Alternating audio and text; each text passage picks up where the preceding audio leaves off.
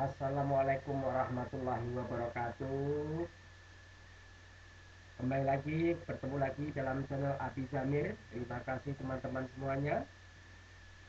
Bersyukur kita kepada Allah Subhanahu wa taala atas segala limpahan nikmat karunia-Nya dan bersalawat kita kepada Nabi Muhammad SAW yang mana kita adalah bagian dari umatnya yang akan mendapat syafaat kelak.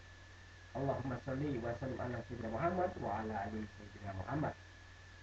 Baiklah, pada tayangan kali ini saya mengajak teman-teman semuanya, siapa saja yang merasa pada kesempatan ini, saat ini dalam keadaan berduka, dalam keadaan berkeluh kesah, di keadaan yang tidak mengenakan, ditimpa berbagai macam kesusahan, cobaan hidup,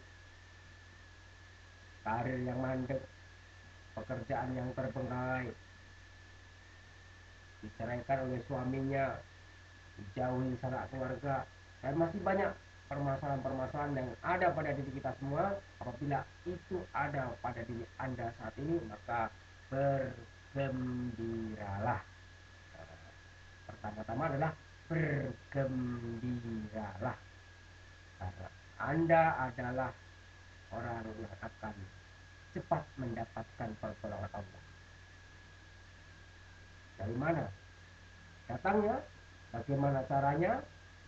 Simak terus video ini. Teman-teman, manusia pada dasarnya diciptakan diciptakan dalam keadaan berkeluh kesah. Andai kata panas, dia merasa kepanasan. Andai kata hujan, katanya kok banjir, hujan. Maka sesuai kudratnya, keadaannya, fitrahnya, manusia ini diciptakan dalam keadaan yang selalu keadaan mengeluh. Maka atas perkara inilah ujian bagi manusia.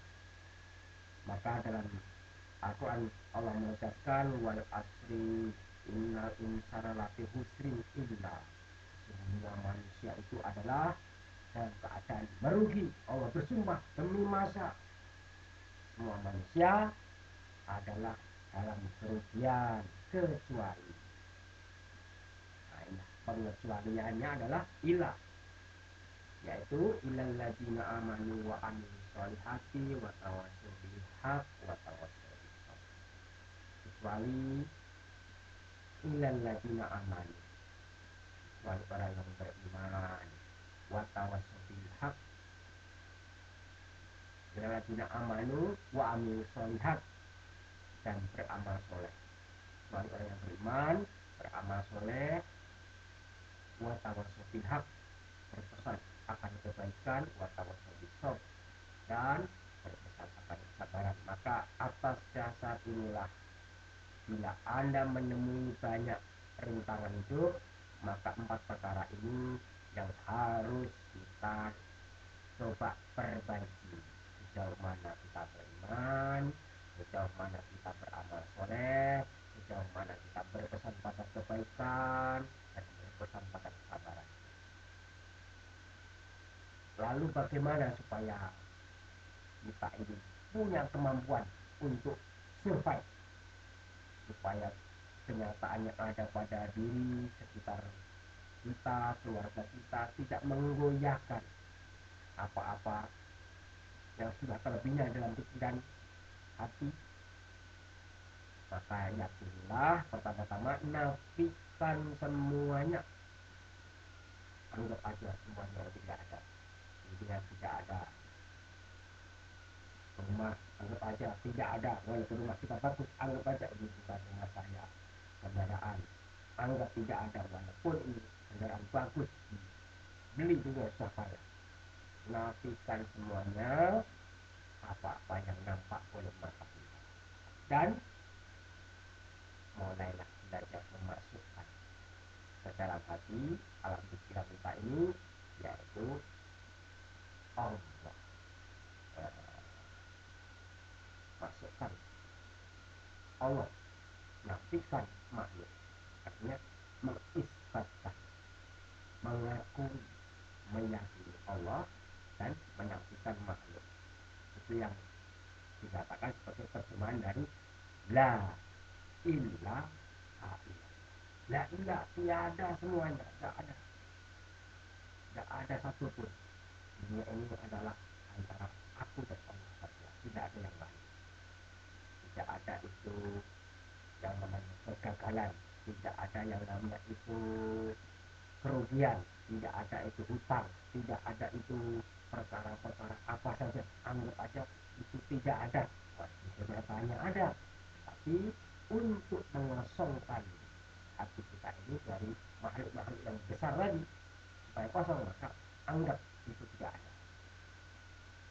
Wah, saya dalam keadaan rumah tangga berantakan, pekerjaan tidak ada. Nah, itu apapun kenyataannya, anggap itu perkara dunia adalah tidak ada.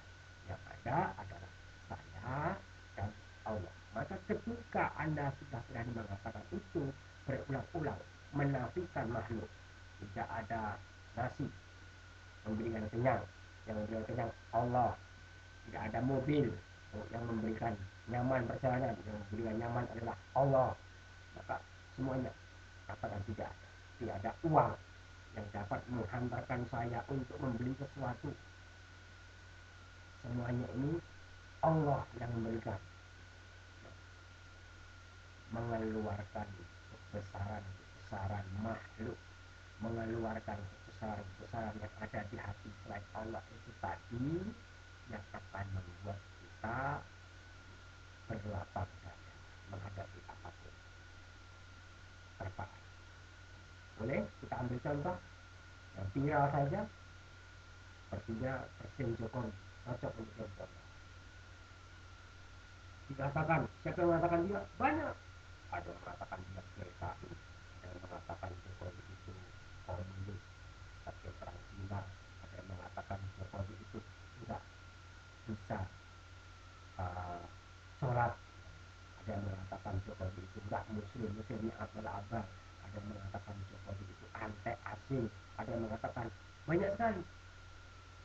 Baik Jokowi atau keluarganya diserang oleh berbagai macam tudingan-tudingan yang satu biji pun tidak digubris oleh Jokowi.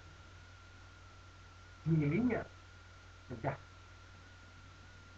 selesai, yang merasa tidak ada urusan saya adalah kerja dan kerja, biarlah anjing menggonggong tapilah tetap berlalu. Nah, itu peribahasa yang tepat. Biarlah anjing menggonggong, kamu mau kemana? Mau ke utara, kita tetap menuju ke utara. Biarlah anjing menggonggong tapilah tetap berlalu menuju utara. Kalau kita sibuk mendengar gonggongan anjing, maka perjalanan menuju ke utara akan terhambat, tertunda. Maka biarlah anjing menggonggong, tapilah tetap berlalu. Biarlah masalah ini ada, biarlah semuanya ini ada. Nanti bagaimana penyelesaiannya? La ilaha illallah. Tiada, semuanya ini akan diratakan. Ini akan dihancurkan oleh Allah. Jangankan cuma pekerjaan, jangankan cuma masalah hutang, jangankan cuma masalah perceraian, perkawinan, perjodohan, kekurangan uang, kenaikan pangkat rezeki, dunia ini aja akan dihancurkan, apalagi kita, apalagi keluarga kita, apalagi karir kita, apalagi keuangan kita. Apa haknya kita mengatakan bahwa semua yang kita miliki itu adalah milik kita? Maka ketika berani mengatakan seperti itu, maka akan timbul dalam hati kalian sebuah keberanian menantang dunia. Hai dunia, akan berani Anda berkata, hai dunia, mari kita bertanding. Kalau ada keberanian seperti itu, saya juga petarung. Nah, kayak Pak Presiden Jokowi mengatakan, saya adalah petarung. Katanya. Kita pun akan begitu. Kita beri contoh yang begitu bagus dianugerahkan kita, contoh yang bagus yang dapat kita suri teladan. Begitu juga kisah-kisah kehidupan zaman dahulu para sahabat Nabi dalam rangka menegakkan keyakinannya, yang mengorbankan semuanya, yang mengabdikan semuanya yang melekat pada dirinya, sehingga masuklah keutamaan kebesaran itu. Nah, untuk itu kita perlu mengeluarkan, mengosongkan kebendaan. Semua yang selain Allah adalah benda, adalah makhluk, meskipun dia itu kelihatan hidup untuk aja, apakah itu anak, istri, keluarga, jabatan, kendaraan, dan lain sebagainya, itu adalah makhluk. Dan semua makhluk tidak bisa berdiri sendiri dan juga tidak bisa memberi, tidak mampu mengasih manfaat, dan juga tidak mampu mendatangkan mudarat, dan juga tidak mampu ia untuk memposisikan, merubah, membuat, memberi warna, tidak mampu. Kalaupun kita lihat hari ini dengan itu semua mampu, itu ada pada keyakinan kita yang selama ini dari kecil sampai tua ini kita lihat. Maka yang kita lihat jangan kita terus-teruskan untuk kita yakini. Maka kita memasukkan itu semuanya dan mulailah memasukkan keyakinan kepada kebesaran Allah, Allah kuasa. Asmaul Husna itu perlu dibaca dan dimaknai berulang-ulang. Allah besar, Allah Rahman, Allah Rahim, Allah memberi rezeki, Allah memberi kemudahan, Allah memberikan jalan keluar, Allah memberikan kasih sayang, Allah maha mengetahui, maha melihat, maha mendengar. Dan semuanya yang ada dalam kita, kita usahakan untuk datang, sambungkan ke Allah. Atas hal seperti ini, kalau terjadi apa-apa, maka ketika itu ada gangguan kita, panas, apakah banjir, apakah hujan, maka kita nggak akan bergeser. Dengan sistem rule berpikir seperti ini, kita nggak akan bergeser. Dan berani untuk pada posisi tegak, apapun kenyataan. Nah, itu perlu dilatih. Nah, ini mudah-mudahan tayangan ini bisa memberikan pencerahan pada yang saat ini dalam keadaan diri kita, sehingga nggak bisa nyenyak tidur, nggak enak makan, yang dalam keadaan di PHK dari pekerjaan, sehingga membuatnya merasa sempit dunianya, sehingga yang merasa memiliki kelemahan-kelemahan yang semakin hari semakin nampak dan membuatnya pusing hidup keliling. Ini semoga renungan ini membawa Anda kepada suatu nilai sehingga memunculkan trigger kekuatan yang diri Anda. Kemudian ketika Anda sudah mampu untuk melihat kenyataan ini dengan kondisi seperti ini, maka selanjutnya adalah jangan berharap kepada apapun siapapun. Berharap saudara membantu, berharap tetangga, berharap kepada anak famili, berharap kepada atasan, berharap kepada siapa saja yang ada di luar kita. Hentikan harapan itu. Kosongkan harap pada yang namanya makhluk. Kalau tadi sudah bisa menafikan, ya jangan diharapkan. Tadi dia bisa mengeluarkan, sudah berusaha untuk menganggap ia tidak ada, ya jangan diharapkan. Kelihatan bantuannya, pertolongannya, kedatangannya. Hilangkan harapan itu.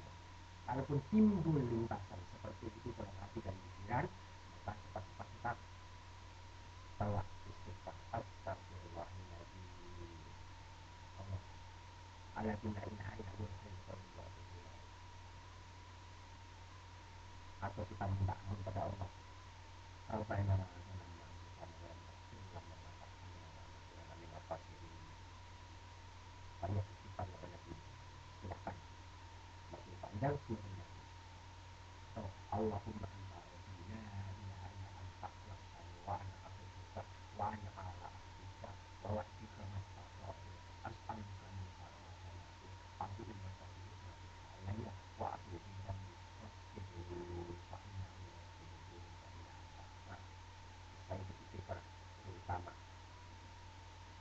karena Nabi Yunus, la ilaha illa anta subhanaka inni kuntu minadz dzalimin. Kebanyakan kita ketika dalam kondisi seperti itu istighfarnya akan bisa menenteramkan nyawa. Lantas timbul khawatir, berharap untuk dihilangkan tadi segala apa yang ada pemikiran terhadap makhluk dihilangkan dan berharap pada makhluk tadi dihilangkan, pasti kita khawatir. Terus bagaimana kita? Bagaimana terjadi? Nah, kekuatan itulah yang kita cari. Dalam posisi khawatir itulah nanti harapan Anda muncul, keyakinan Anda muncul, keteguhan hati akan muncul, keikhlasan akan muncul, dan akhirnya Anda merasa pasrah. Pasrahkan kenyataan yang sudah ada ini tidak mudah. Bukan berpangku tangan, bukan masa bodoh, tapi hati kita merasa memasrahkan. Karena tidak punya daya tadi, tidak punya kekuatan tadi, kita akan berusaha untuk memasrahkan, sehingga dalam kepasrahan itu kita selalu berharap cemas, berharap datang pertolongan, berharap hidayah, maka akan ada keinginan untuk memperbaiki hubungan kita dengan Allah. Nah, versi inilah yang penting dari setiap orang yang menerima kesusahan, kenyataan pahit, kekosongan hati dan pikiran, musibah yang berbagai macam, ini yang diharapkan oleh Allah untuk ada pada diri orang. Berharap yang berlebihan hanya kepada Allah. Maka tanamkan harapan itu pada diri Anda. Nanti akan ada proses selanjutnya yang bernama amalan-amalan berikutnya. Pada kesempatan ini saya cukupkan supaya ini bisa masuk ke hati kita, dan pada video berikutnya akan ada tambahan supaya apa yang harus dilakukan selanjutnya untuk lebih menjalani ini semua menjadi kuat. Terima kasih, jangan lupa subscribe. Kita akhiri dan mendoakan Anda semuanya. Semoga Anda dalam keadaan sehat walafiat, segala kesusahannya dihadapi dengan ketabahan. Allah karuniakan kemudahan, melapangkan rezekinya, dimudahkan urusannya, dimuliakan, dinaikkan derajatnya, dan segera untuk diberikan jalan keluar atas semuanya. Terima kasih. Akhiri, subhanallah wa bihamdihi, subhanallah wa bihamdihi.